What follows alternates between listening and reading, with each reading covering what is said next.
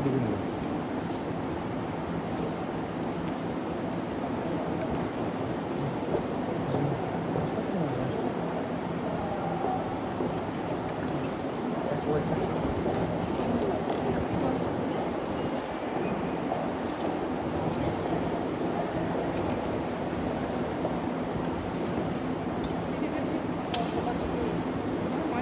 Жоқ, деме камерамен.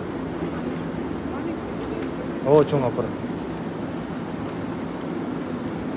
Эрки телефонға чалыш керек. Жоқ, негізі. Азыр бұға чалып отырсың. Наушник. Қош келдің. Қошын болдың? Лайф қошын болдың?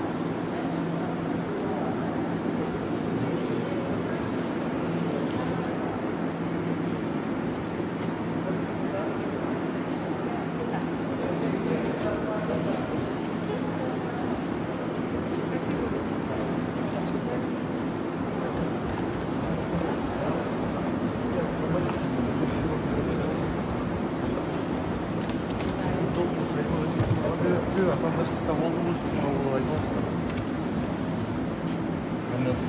Шайлау дайын атандашlık болады. Атандашlık қандай басқыштар болады, қандай деңгейде болады, қаншалық моральдық деңгейде болады. Атандашlık сөз түрде болып 20 партиядан ашық партиялар бір мандат округтарда да атандашlık. Меніңше баштарында езеп жүрген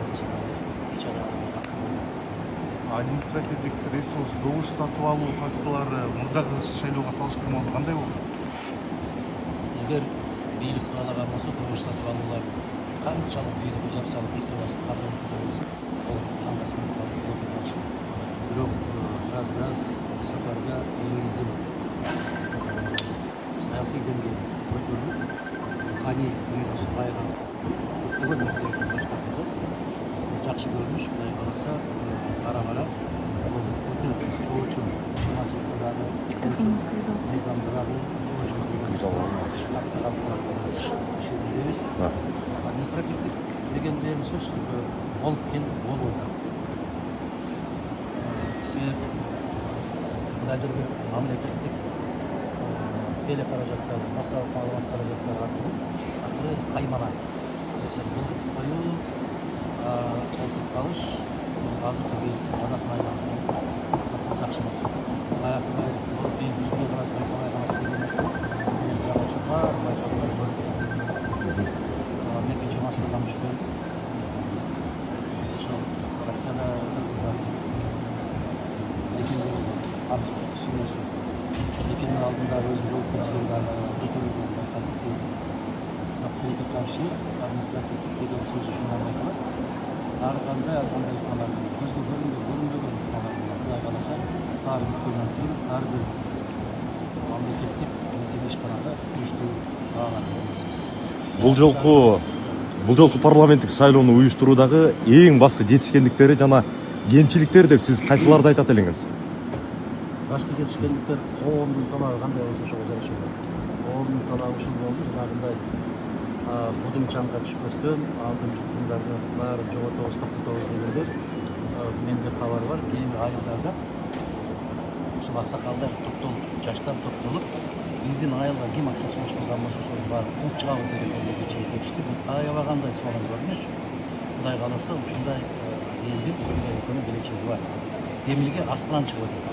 Мына ушундай акча сунуш кылган, тояштарды сунуш кылган, кандайдыр бир мыйзамсыз аракеттерге барабыз деген талаптарды айылдан кууп чыгабыз деген чечим биринчи жолу. Кемчилиги катары кайсын айтып атасыз? Башта мамлекеттин жетекчиси түздөн-түз катышпаса, бир башкача бир малар менен болгон болсо, мунусунда ашкереле катышып турду.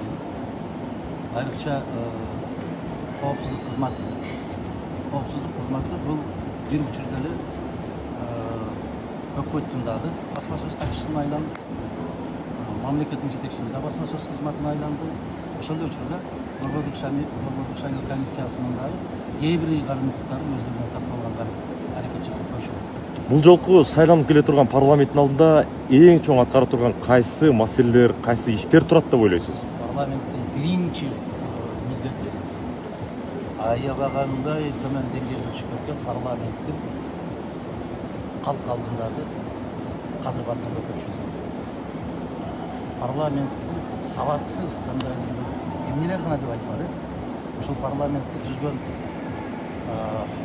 Атамбаев не деп атады, массалык маалымат каражаттары силердеп эмне деп атап атасыңар, биздин кыйкым тилдүү кодулдарыбыз эмнелер гана деп атабады. Мына ушулардын баардыгы мамлекеттик түзүлүшкө жакшы алып келбейт. Ишеним аябай жогору деңгээлге көтөрүшүбүз керек биринчиден, экинчиден кесиптик баягы мыйзам чыгарууга татыктуу болгон азамат жигиттердин кыздардын келиши керек. Алар далилдеп ошол жерде отурууда биздин толук моралдык укугубуз бар дегенди иши менен сабаттуулугун. Сиздердин партиянын талапкери деген Элиза Дүйшөнбиеванын жолдошу күмөндүү акча менен мындай кармалганы тууралуу маалымат тарады. Кандай комментарий берет элеңиз? Кечинде саат 3-төн кийин келдим Москвада. Кечинде ушундай маалымат тарады. Аны тийиштүү органдар тийиштүүлүктөрдөн жасаш керек. Чын төгүнүн ак карасын баарын коюш керек. Айыптуу болгон болсо биздин партиянын мүчөсү болобу, биздин талапкерimiz болобу, ким болсо ошол болсун, мыйзамда көрсөтүлгөн жазасын алуу керек. Эгер айыпсыз болуп турган болсо, анда кечирим сураш керек, кайра отуруп келиш керек. Менимче биздин Бүтүн Кыргызстан саясий партиясы канча жылдан бери шайлоого катышып келаткан болсо, эң таза, эң адилеттүү партия экенин анан арабызда эгер ошондой кишилер аралашып кеткен болсо, өтө көп иши. Эгер ошол далилденип кала турган болсо, партиянын лидери катары сиз жеке өзүңүз кандай чечим кабыл аласыз? Далилденип кала турган болсо, ал талапкерибиздин канча деңгээлде добуш алган албаганына карабай, биздин катарда болуп чыгат. Бүтүн Кыргызстан партиясы 5%-лык косулуудон өтөт деп турасызбы жана шайлоо жыйынтыгын тааныйсызбы? Биринчиден социологиялык иликтөөлөргө таянабызбы, таянбайбызбы? Барлык социологиялык иликтөөлөрдү карасаңыз, Бүтүн Кыргызстан бир ача мамлекет.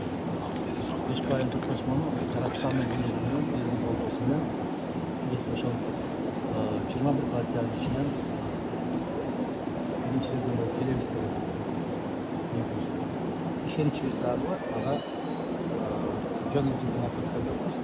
Биздин Бүтүн Кыргызстан партиясы башка партиялардан айырмаланып, бүтүн Кыргызстандын 7 аймагында бардык райондордо болуп келди, калган жердин арасында болду.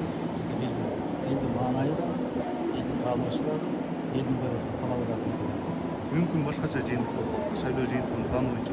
Башкача жыйынтык кылган болсо, андан Кудай сактаган болсо, өз башына өзүнө аябай чоң азапты тийип алган болот. Башкача мүмкүн эмес. Элдин каалоосу